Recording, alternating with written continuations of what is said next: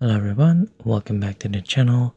In this video, let me show you how to remove a payment method on Doordash.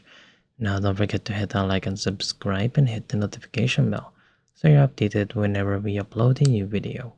Stick until the very end so you don't miss a single detail. Now let's go ahead and open up our Doordash app right here. And for us to go ahead and delete our payment method, let's first access our settings by clicking on the icon on the top right, where we can see some form of a person silhouette.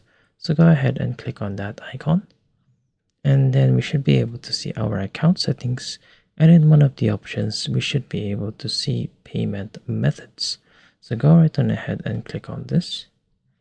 And then this will go ahead and show you all of the saved payment methods that we have. Now, as you can see, one of them shows some form of tick.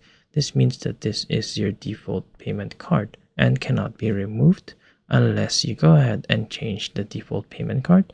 So let's just go ahead and remove the non-default payment card.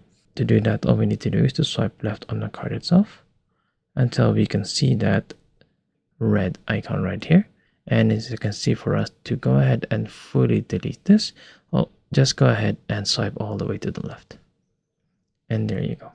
I hope that you have found this tutorial useful. See you guys next time.